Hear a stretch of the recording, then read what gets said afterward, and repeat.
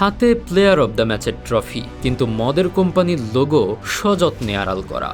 নিজে মুসলিম না হলেও ঠিক এভাবেই মায়ের ধর্ম ইসলামের প্রতি গভীর শ্রদ্ধা জানান কিলিয়ান এমবাপ্পে। খ্রিস্টান বাবা উইলফ্রেড এমবাপ্পের সংসারে খ্রিস্টান পরিবেশেই তার বেড়ে ওঠা। ব্যক্তিজীবনে এই ধর্মের অনুসারী হলেও আলজেরিয়ান বংশোদ্ভূত মুসলিম মা ফায়জাল আমারির শিক্ষায় তিনি শিখেছেন সব ধর্মকে সম্মান করতে।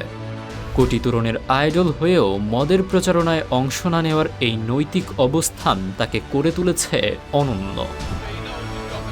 মাঠের বাইরের এই সুন্দর আদর্শের প্রতিচ্ছবি দেখা যায় মাঠের পারফরম্যান্সেও।